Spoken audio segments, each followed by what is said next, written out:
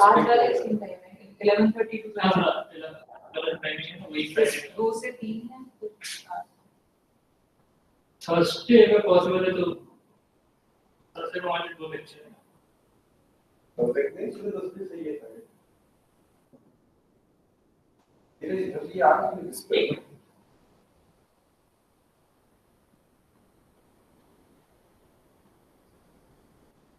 Yes alright okay sir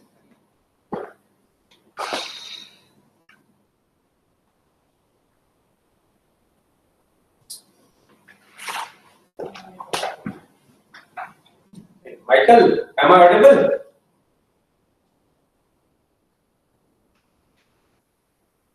So वो एक minute में आ रहा है कर दो उसको मेल पर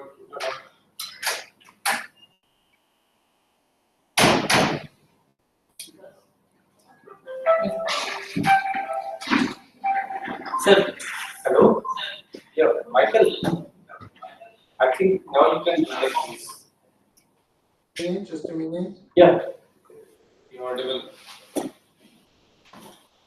yes wonderful Okay. Okay, can you hear me and see me?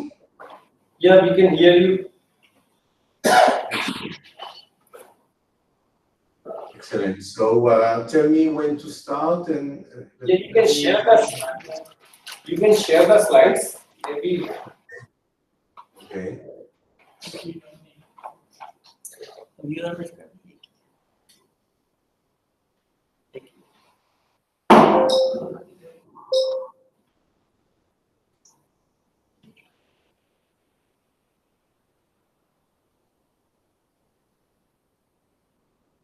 Record वो होगा जो आपकी स्क्रीन में Can you see the slides now? yeah we can see the slides now just give me a minute we'll start putting on recording I'm sorry, I didn't hear you. You will tell me when to start, Arvind? yes Okay, thank you. Thank you. Every time I join in as a viewer, and then I need your permission to join in as something else in order to turn on the camera. recording on है live भी so I contributor बना दीजिए okay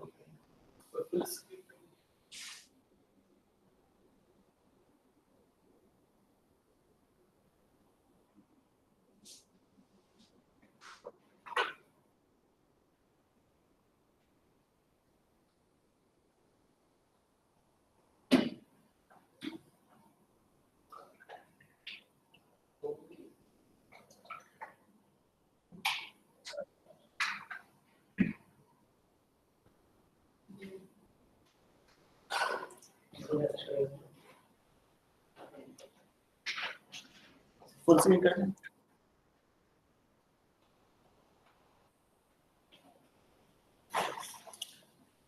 I think Michael we can start Okay, thank you.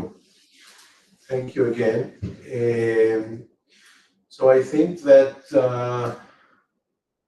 in the last lecture we go to the point where I explained that we can represent the steady state production rate R. This is the steady state. This is the production rate after we converge to the steady state, and we can represent it using continued fractions, which is not so convenient, but there is a much better way. We put all the lambda i's in this form in a matrix A. Michael, sorry to interrupt you. Can you make it a presentation mode? Slideshow mode? Yes, of course.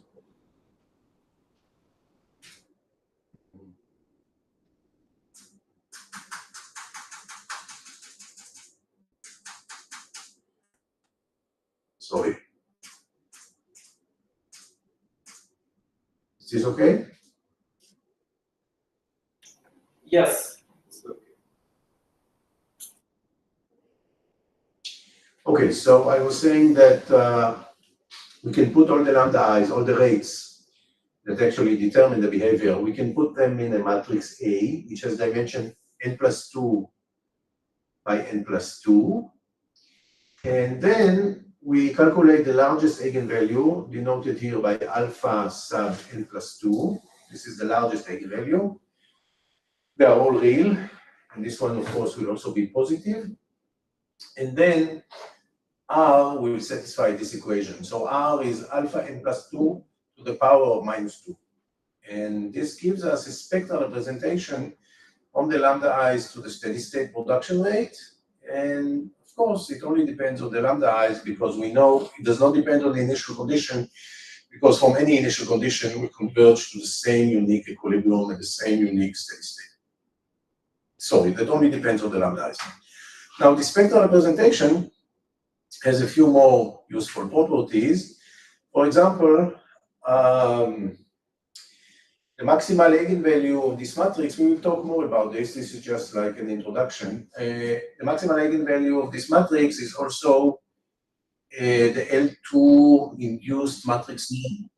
And the matrix norm is always convex in the entries. So this is always convex. A convex function alpha n plus 2 is always a convex function of the rates, of the matrix entries, and so of the rates. This means that R, which is alpha n plus 2 to the power of minus 2, is always a strictly concave function of the rates. So if we plot R as a function of the rates, here I just plotted with respect to two rates, just so that we can see it, it will always have this concave shape. This is useful because it means that when we try to maximize the translation rate, the steady state protein production rate, with respect to the lambda i's, this becomes, or we can formulate it as a convex optimization problem. So first of all, the problem of maximizing the production rate is very important, of course, in cell biology and also in biotechnology, where we are trying to produce some biological product, and naturally we would like to maximize the production rate. Also, in biology, we know that translation is one of the most energy-consuming processes in the cell. So we can conjecture that evolution tried to optimize this process subject to some limited biocellular budget. So in the context of the RFM, we can try to model this in the following way. We want to maximize R, which is the steady state production rate, as a function of all these lambda i's, all these parameters in the RFM. And we have two constraints. First of all the lambda i's are non-negative.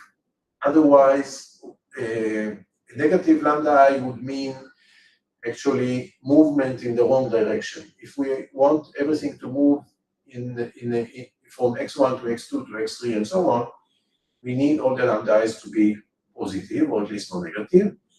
Now, if we just consider the problem that is written here, the solution will be to take all the lambda i's to infinity, because the larger the lambda i's, the more production rate we have. So we need to add another constraint that says something like, we have a limited budget to waste on all our lambda i's. So the sum of the lambda i's should be smaller or equal to some positive constant b. And maybe we can also attach weights to each lambda I. So we can say lambda 1 is not so expensive, so we can spend more on lambda 1, but maybe we can spend less on lambda 2, and so on. So we can add rates. And now, if we pose this optimization problem, because we know already that R is a strictly concave function, this will be a convex optimization problem. We are trying to maximize a concave function, which is a convex optimization problem. And then this means that there will be a unique optimal solution and that there exist efficient algorithms that scale well with the dimension n of finding this optimal solution. So in the context of, say, designing a highway or designing an evacuation corridor, we can think of we need larger lambda i's would mean a better road or a better evacuation corridor, say with wider sections or with some better geometry, and that can cost us money or time or resources. So on the one hand, we want to maximize the steady state output rate, but on the other hand, we have limited resources, and then we can pose this as the optimization problem written here. And because we know that R is a concave function, this is a problem that is trackable. Okay, just to explain why this concave optimization, this convex optimization problem is easy, it's relatively easy to handle. Again, imagine that I plotted R here as a function of lambda 0 and lambda 1, or any two weights. And now I have these constraints, replace it without loss of generality, replace this constraint by an equality. So the sum of the lambda i's should be equal to some b. Then this means that there is some line here. I'm walking along this line. This represents my constraint. And I'm trying to maximize R, which I see on top of me. This is the surface on top of me. And as I walk along this line, what I will see is this upside down parabola. So obviously there is a unique maximum, and I can find this maximum relatively easily by some kind of just binary search. I go in some direction, and as long as the maximum is, as long as the value is increasing, I'm getting closer and closer to the unique maximum. So this is just to explain why, when I try to maximize R along a line here in the lambda 0, lambda 1 plane, will be a relatively easy problem. Another application of the spectral representation is the following. There is a classical problem in matrix theory, which is if you change a little bit one of the entries in the matrix, how will the eigenvalues change? So this is called the eigenvalue sensitivity problem. Now, in our context, this means the following. Suppose that I take my RFM, I have my lambda i's, and now I change one of the lambda i's a little bit. Let's say I change lambda 1 a little bit, lambda 1 plus epsilon. And this corresponds to changing a little bit one of the entries in this matrix. Using tools from sensitivity analysis or spectral sensitivity analysis, I know how this changes alpha n plus 2. Or I can use such tools to analyze the sensitivity of alpha n plus 2 for a small change in one of the lambda i's. And because R is just equal to alpha n plus 2 to the power of minus 2, this tells me that I can easily perform sensitivity of R to small changes in the rates using this theory of eigenvalue sensitivity problems. And just to demonstrate one application of this, let's assume that all the lambda i's are equal. Of course, sensitivity, dr to d lambda I, will depend on the situation I start from. I start from some lambda i's, I change one of them, and I get a sensitivity. And of course, it will depend on what was the initial value. So let's assume, for simplicity, just for this example, that all the lambda i's were equal. And then I can calculate dr to d lambda I for every I using results on eigenvalue sensitivity in bi-diagonal matrices. And this is the formula I get, which is not very nice to read, but I can plot this formula. And then what you see here is a plot of dr to d lambda I. The x-axis is the index I. So I took here a chain of 200 sites, another thing is 200 sites. And I can change lambda 50, lambda 100, lambda 0, up to lambda 200. And what you see here in the graph is dr, the sensitivity. And we start with all the lambda i's equal. And we see that in this case, the most important lambda i's will be the lambda i's in the center. Lambda i's at the end of the chain or the beginning of the chain are much less important, and it is the center of the chain that matters the most. At least when we start from this situation where all the lambda i's are equal. Of course, we can also study other cases. We take some lambda i's that fit a real scenario in biology or some other application, and from this we can deduce which lambda I, if we have the freedom to invest money or resources or time or something in one of the lambda i's and to improve it, such a scheme can tell us in which lambda I it is best to invest. in order to maximize the steady state production rate. So, for example, if all the lambda i's are high, there is one bottleneck lambda I which is very small, then this plot will show you immediately that you should invest your efforts in the small, relatively small lambda I. It all depends, of course, on the values of the lambda i's that you start from. Okay.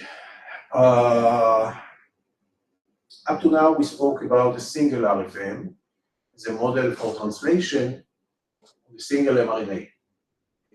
But we also want to use RFM to study large-scale translation in the cell. And in the cell, there are many mRNAs, there are many ribosomes, and we would like to build networks of interconnected RFMs in order to study large-scale translation. But before I get into that more deeply, perhaps there are some questions up to this point. Okay, so let me continue.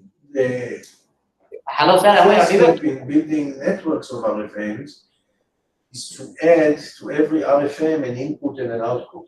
Because if I want to connect the yes, please. Hello, sir. Am I audible? I'm sorry, hello, sir. I didn't hear the rest. The microphone here is not so good. Yes, please. Hello, sir. Am I audible? Hello. Okay. Yes, please go ahead. Okay, sir. Are there any other methodology that we can use for the sensitivity purpose? Can you repeat the question again, please? I'm sorry. Sir, are there any other methodology for analyzing the sensitivity? Okay, so thank you. Now I understood, and thank you for the question. I'm not aware of other tools. Of course, you can do numerics, so you can change one of the lambda i's, simulate the dynamics until you reach the steady state, and see now how the steady state changed. But this can take a lot of time. In a large scale RFM, this can take a lot of time. I think that the spectral approach gives you the best tool that I know of for sensitivity analysis. Maybe there are better tools, but I'm not familiar with sensitivity. Is this okay? Okay, sir. Okay. Thank you. Thank you. Okay, so the first step in developing networks of RFMs is to add an input to each RFM and to add an output to each RFM. The input will control the initiation rate, which is the rate that in which particles enter the first site. And the output will just be the production rate. Once we do that, that is called the RFM model with input and output, or RFMIO. And once we do that, we can do all kinds of tricks in building networks of RFMs. So imagine, for example, that you have a pool of 3 ribosomes, and the input to each RFM, which controls the initiation rate, depends on how many free ribosomes you have, which is of course very natural. If there are no free ribosomes, nothing can attach to the mRNA. And also the outputs of the RFMs, which are the ribosomes that detach after they completed translating the mRNA, they all go back to the pool of the free ribosomes. And then we can try to analyze such a system where this models, on the one hand, large-scale translation, because there are many mRNAs now, and also it models a very important property called competition for shared resources. The idea is that the number of free ribosomes is finite. And then, for example, if there is a traffic jam of ribosomes on the first RFM, just as an example, then the pool of free ribosomes will be depleted, and there will not be enough ribosomes to feed RFM number 2 and RFM number 3 and so on. So the RFMs, or the mRNAs, actually compete indirectly for the shared resource, which are the ribosomes. Of course, they also compete for tRNAs and so on. And then we would like to understand how this competition for shared resources affects the global behavior of the system. So in this model, this is just one model that we will talk about in more detail during this course. This model, the way it is built, the total number of ribosomes is a first integral, which means it is a conserved quantity. So the total number of ribosomes, if you sum up at each time, at each moment, ribosomes in the pool, and all the ribosomes of the RFMs, the total number is constant because this is a closed system. The ribosomes can move from the pool to the RFMs and back to the pool, but the system itself is closed. They cannot leave or enter the system. And then it turns out that we can analyze this system using the theory of monotone dynamical systems with a first integral, meeting the first integral, and we can show that every trajectory converges to a steady state. So if you wait long enough, you will see some steady state value in the pool and some steady state density in each RFM. Again, this corresponds to a flow. There is a constant flow, but the flow, for example, into the pool and out of the pool is the same. So in the pool, you see all the time the same density. And then, once we know that we reach a steady state, we can start asking questions. For example, imagine that you change lambda 5 in the first RFM to lambda 5 bar, and lambda 5 bar is a little higher than lambda 5. So you had a steady state corresponding to the situation where you had here the rate lambda 5. Now you have the rate lambda 5 bar. You would like to understand what happens, how is the new, what does the new steady state look like with respect to the previous steady state? And it is possible to show the following. First of all, the production rate in the first RFM, denoted R1, always increases to R1 bar. R1 bar is always larger than R1, and this is natural because we increased here one of the rates. When we increase a rate, the flow can only increase. For the other rates, R2, R3, etc., one of two things always happens. Either they all increase or they all decrease. And this is a very natural explanation. When I change lambda 5 to lambda 5 bar, I change also the steady state in the pool. The steady state in the pool either increased, and if it decreased, there are more ribosomes now to feed RFM2 and RFM3, and then the rates, the production rates at the steady state of RFM2 and RFM3 will increase, or maybe actually I depleted the pool, then there are less ribosomes, then all the rates will decrease. So because everything feeds on the pool, they all change together, either they all increase or they all decrease. So this shows that in the cell, when there are many mRNAs, when you make a small change in one of the mRNAs, you're actually generating some global effect that will affect all the other mRNAs. Okay, so what this also means is that if you are monitoring one mRNA in the cell and you're seeing changes, the changes may not be due to the changes in this mRNA at all. Maybe some factors in the cell changed, maybe some other mRNA developed a traffic jam. Because of that, you see changes in the specific mRNA you're studying. So to understand what's going on in the cell, it's not enough, perhaps, to look only on a single mRNA, even though we have to start with this, of course, when we study the analysis of the RFM. Just to explain a little more about this, the idea is as following. Lambda 5 is very small here with respect to the other rates. The lambda 5 is a bottleneck, and when we increase to lambda 5 bar, the flow improves. There will be more ribosomes in the pool. Then there will be more ribosomes to feed RFM number 2 and number 3.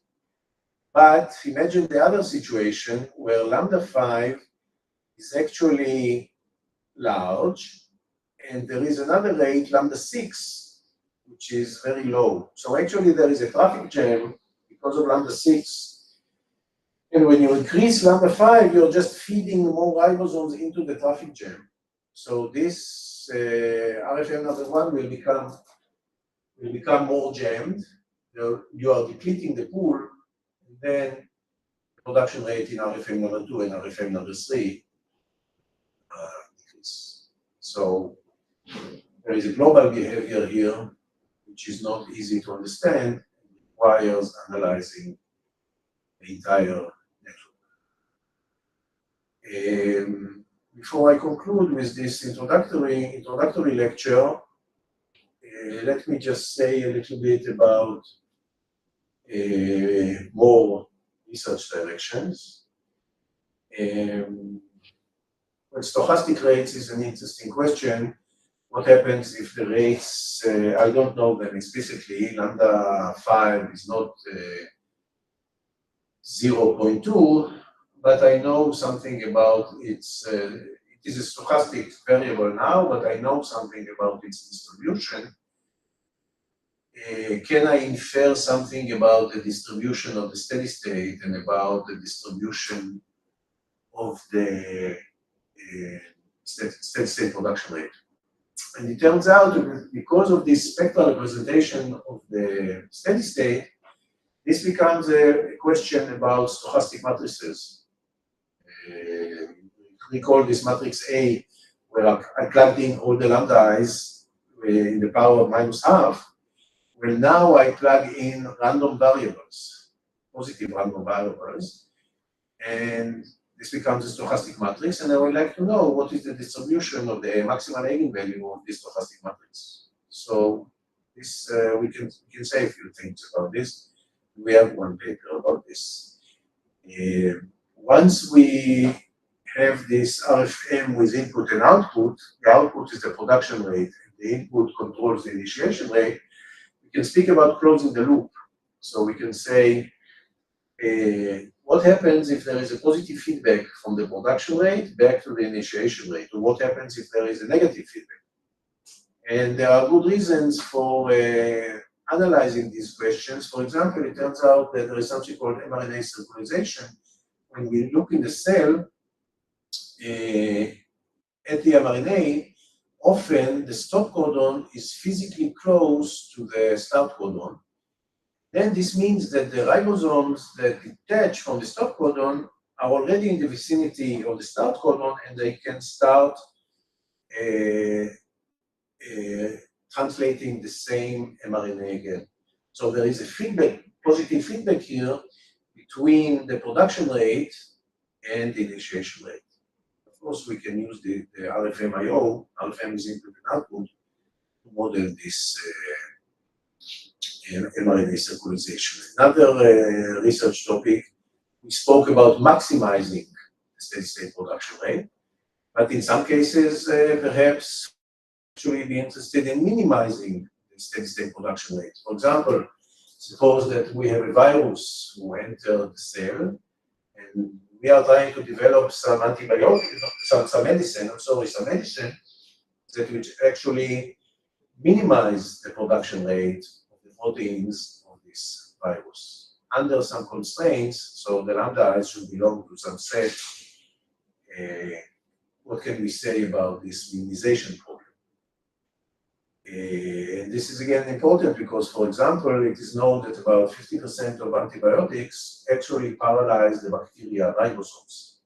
So, of course, we would like somehow to find a way or antibiotics that minimizes the translation rate in bacteria as much as we can. Okay, so I think we finished in good time this introductory lecture. We have one more lecture today where I will start speaking about contraction in a more rigorous manner. I will do this on the board behind me. But just to conclude, I think that systems biology and cell biology offers fantastic opportunities for mathematical modeling and analysis. And then using systems and control theory has a lot to contribute to understanding these models and to understand the underlying biology. And of course, we will speak throughout on the RFM, but we will learn general tools like contraction theory and monotone system theory that are applicable to the RFM, but also were used successfully for many other models of systems biology. So I don't want this to be centered only on the RFM, but I want to cover tools that are useful for a broad range of systems, and demonstrating everything using the RFM. So for more papers on the RFM, you can look at my homepage, and for general surveys on systems biology from the point of view of systems control theory, I refer you to the two papers here. So questions before we close this session and meet again in 1 hour.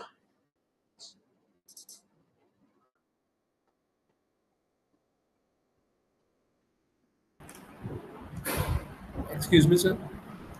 Yes. Sir, I'm not able to get that point that all of the production rates all increase or all decrease together. And that part where you explained about lambda 5 and all that. That much part. Yes, sir, this slide. So the question was, can I explain it again? Yes, sir. Just this much slide that what does it show basically? All of the production rates increase or decrease, that point. Yes, certainly. Thank you for the question. Okay. So we have several RFMs, all connected through this pool of free ribosomes. And now suppose that you have lambda 5 in the first RFM, you have some value lambda 5, and you allow the system to get to a steady state. And now you change lambda 5 to lambda 5 bar, which is a higher value. You increase lambda 5. And again, you let the system converge to a steady state. Now I want to compare the steady states before and after increasing lambda 5 to lambda 5 bar. Okay, this is the scenario. Now, what happens? First of all, when you increase lambda 5 to lambda 5 bar, you always increase the steady state production rate in the first RFM. This is the steady state production rate in the first RFM. This always increases. Because you increased one of the rates, it always does a good thing to this RFM. For all the other RFMs, this arrow means that they all increase together or they all decrease together. All the other steady states in the network, after you change lambda 5 to lambda 5 bar and waited for the new steady state, you will see them all increased with respect to their previous value when you use lambda 5 and not lambda 5 bar, or they all decreased. And the reason for this is that they all feed from the same pool. So if the pool now has more ribosomes in the new steady state, then they will produce more. And if the pool has less ribosomes in the new steady state, then they will produce less. So they are all globally affected in the same way because they are all connected. Yes, sir. Yes. Yes, sir. Thank you so much. Thank you for asking. More questions?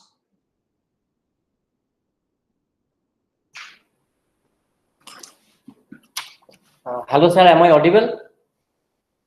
Hi. Okay. Sir, my question is that you talked about ribosome flow with feedback, and which is motivated by mRNA circularization. Sir, Yes.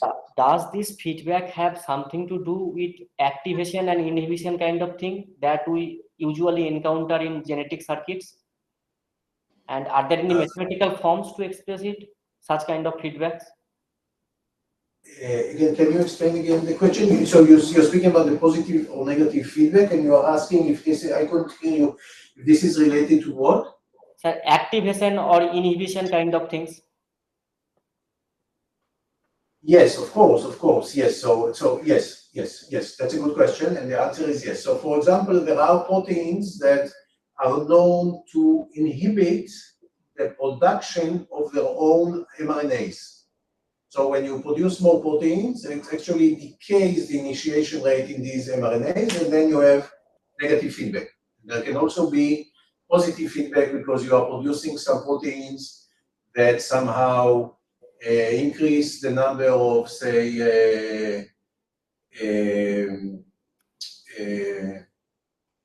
factors that control the initiation rate, and now there are more of these factors, and then of course the initiation rate will increase. Certainly, I gave you one example of where we can see positive feedback, but certainly cell biology, there are other explanations on why, on how the proteins affect either their own mRNA, and then you have just one mRNA with feedback, or maybe they affect other mRNAs, and then you will have some kind of network, again, some network connection that represents, not necessarily this one, that represents how each RFM has a positive or a negative feedback on another RFM, and then you build this, it's a network of RFMs or RFM IOs, certainly.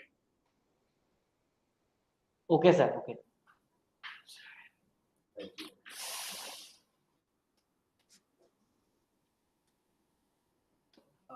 Okay, so, oh, sorry, another question? Yeah, sir. So Please. based on the translation process, so what kind of initiation has to be done for taking the protein as a function of beta strands or the quaternary structures of protein? How do you initiate with those lambdas? If there are more than other prolines or other tryptophans. So, are you asking how do I model this, or are you asking how do I set the values of the lambda i's to capture real Yes. biological? You said about the lambda i's, right? So you said about the if there is a decrease option about the modeling purpose, then the stoppage of the modeling purpose will be stopped on the beta sheet itself, like the protein structure. So is it depending upon the concentrations of lysine or guanine or something? I'm just relating about the microbiology thing. Yes, okay, I understand. So now you're speaking about modeling. Okay, so now you are speaking about, if I understand correctly, modeling the slightly different mathematical biological process, Yeah. which is, okay, yes. So certainly TASEP has been used also for this purpose, and if TASEP has been used for this purpose, then I think that the RFM can also do the job.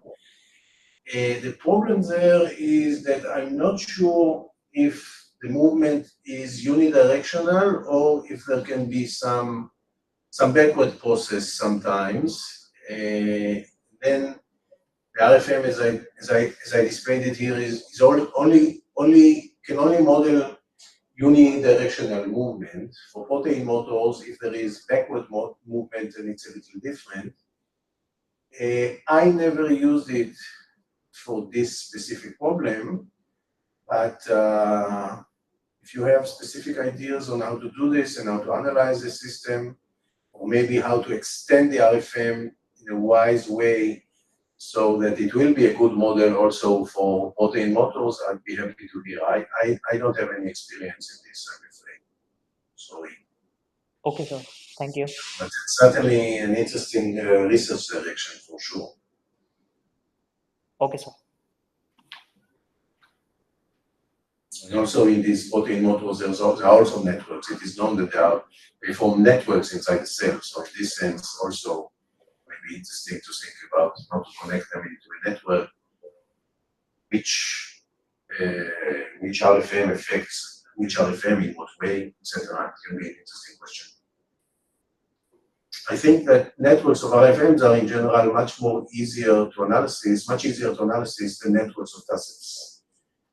TASEPs are not easy to analyze, especially if we assume that the rates are not homogeneous, and even a single TASEP is not easy to analyze, and when you build networks of TASEPs, it even becomes more complicated. Whereas in the RFMs, there is a lot of, again, it's highly amenable to analysis, and in this respect, at least, it seems like a model. Thank you, sir. Thank you for the question.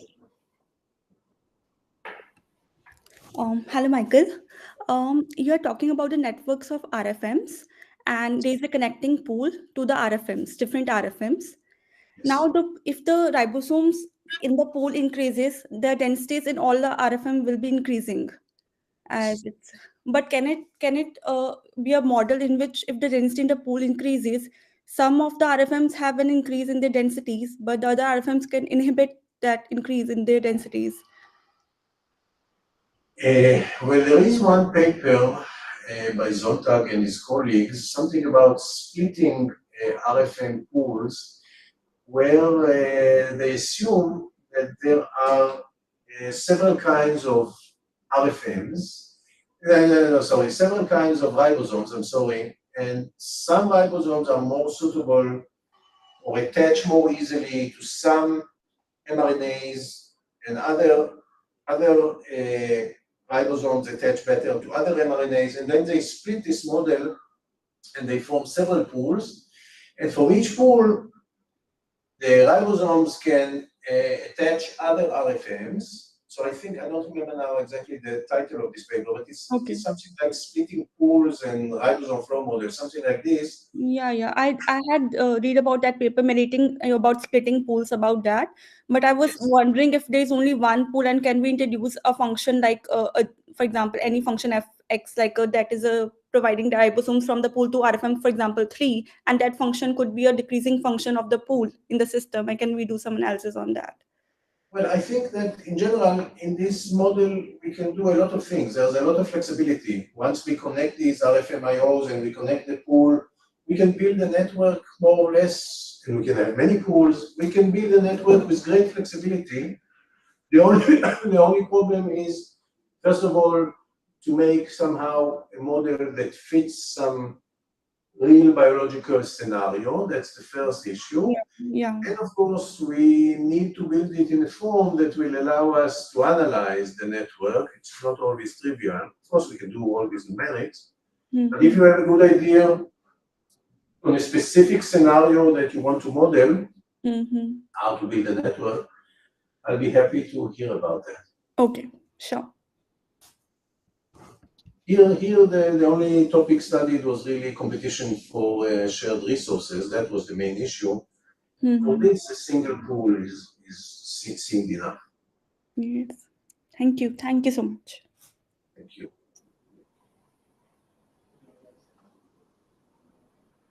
Okay, so I think we will meet again at when? 1:30 my time, which is 4 o'clock your time. Yeah, 4 o'clock. 4 o'clock, excellent. And then I will start talking on the board. We will start describing contraction theory, how to prove that the system is contractive, and then use it to analyze the RF. Fine. Thank you. Thank you, Michael. So I'm closing this session. So we'll meet once again at 4 o'clock sharp. Thank you, Abhi. Bye. Okay. Bye. Sir.